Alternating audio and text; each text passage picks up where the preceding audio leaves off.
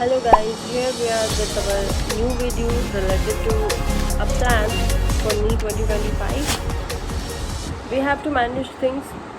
Firstly, we make a proper plan, then timetable, third one coaching, fourth one books, and then last one, main one, test series.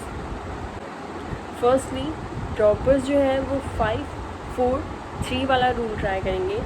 5 months वो अपनी 11th class को देंगे, 4 months वो अपनी 12th class को देंगे और 3 months वो अपने रिवीजन और टेस्ट सीरीज़ को के लिए देंगे। सबसे चलते हैं, सबसे पहले मूव करते हैं हम 11th की तरफ। 11th जो है वो नीट के लिए हमें बिल्डिंग ब्लॉक बना के देता है और 12th के लिए भी बेस बना के देता है, ताकि हम छोटी छोटी चीज़ें समझ सकें और ट्राई कर सकें।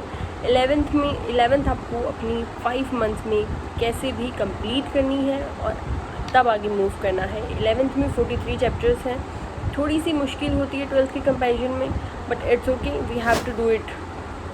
और 4 मंथ आपको अपनी 12th क्लास को देने हैं, जो 11th के कंपैरिजन में बहुत इजी होती है, और इसमें टोटली 41 चैप्टर्स इंक्लूड है। That's it for a plan. And 3 months आपको फिर रिवीजन करना है, टेस्ट देना है, रिवीजन करना है, टेस्ट देना है।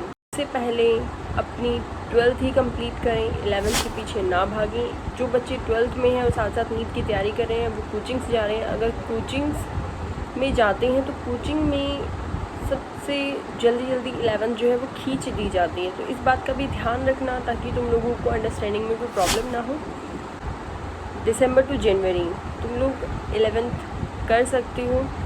अगर आप लोग 12th में हैं तो देन उसके बाद बोर्ड आ जाएंगे फेब्रुअरी में, तो आपको वापस बोर्ड्स के लिए पढ़ना है।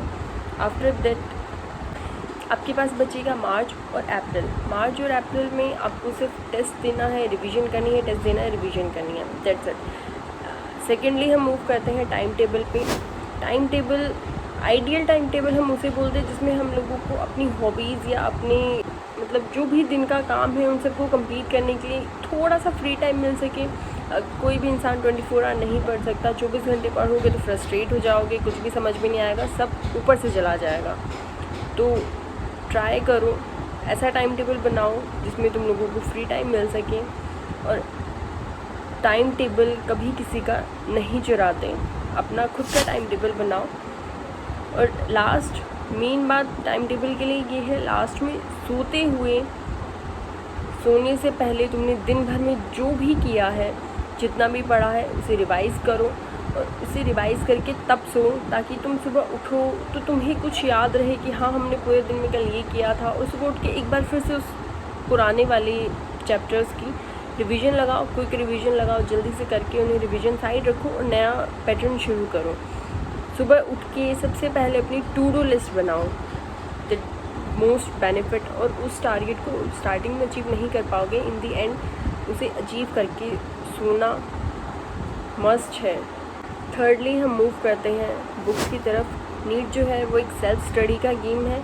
जितनी ज़्यादा आप लोग सेल्फ स्टडी करते हैं उतनी ज़्यादा आप अपनी जीत की तरफ बढ़ते हैं। तो कोशिश करो थोड़े अट्रैक्टिव वे से पढ़ो। फ्लैश कार्ड्स आप लोग यूज़ कर सकते हैं, कलरफुल नोट्स बना सकते हैं, और ऐसा नहीं कलरफुल ही नोट्स बनाने में तुम सारा टाइम निकाल दो। इन सब से क्या होता है कि तुम लोग पढ़ते हुए बोर नहीं होते, और डिफरेंट बुक यूज़ करने से कुछ नहीं होगा। एक बुक करो, उसे 10 बार करो, वो आपको ज़्यादा फ़ायदा देगी। एक बुक एक बार करो, आप ऐसे 10 बुक्स कर रहे हो तो कोई बेनिफिट नहीं है आपको। रेफरेंस मेरी तरफ से यही है, एनसीईआरटी, क्वेश्चन प्रैक्टिस के लिए कोई भी बुक, और अगर आप किसी कोचिंग जाते हो तो कोचिंग का module. Fourth one is test series वो लेना जो बहुत बड़ी कोचिंग ब्रांड्स की हो, जो ऑल इंडिया रैंक में डील करती हो। ऑल इंडिया रैंक में डील करेगी तो आप ये देख पाओगे कि आप जितने सारे बच्चों में स्टैंड कहाँ कर रहे हो। आपको कॉम्पिटिटिव एनवायरनमेंट देगी जो आपको रियलिटी फेस कराएगा, वेयर यू ऑलरेडी या where you stand. Last one इस कोचिंग, ऑनलाइन एंड ऑफलाइन आप दोनों ज्वाइन कर सकते हैं। ऑनलाइन उनके लिए है जो वेल डिसिप्लिन बच्चे हैं, और ऑफलाइन उनके लिए जो मतलब वेल डिसिप्लिन नहीं है। ऑफलाइन अगर आप ज्वाइन करते हैं तो किसी अच्छी सिटीज़ में करना, ताकि आपको एक better environment, better teachers, better faculty मिल सके। ऑनलाइन में बच्चा अगर वेल डिसिप्लिन नहीं होता, प्रोक्रास्टिनेशन करता है, तो आज आप अगर आपकी आज ऑनलाइन क्लास है, यू आर लाइक नहीं यार आज मन नहीं है, बोर हो रहे हैं, आज नहीं पढ़ना, कल कर लेंगे ना, ऐसे ऐसे करके आप बैकलॉग लगाते जाते हैं। कई चैप्टर्स ऐसे होते हैं आप करते ही नहीं हैं, तो होता है ऐसा। मैंने भी ये सब फेस किया है, इट्स नॉर्मल, सब करते हैं, सब बच्चे करते हैं जो भी ऑनलाइन ज्वाइन करते हैं। बट जो वेल डिसिप्लिन होते हैं वो लोग पढ़ते भी हैं, अपनी रेगुलर क्लास रेगुलर टाइम पे कंप्लीट करते हैं। तो आप देख लेना आप लोग बैकलॉग वगैरह कैसे करते हैं। लास्ट में कुछ टिप्स हैं आप सब लोगों के लिए।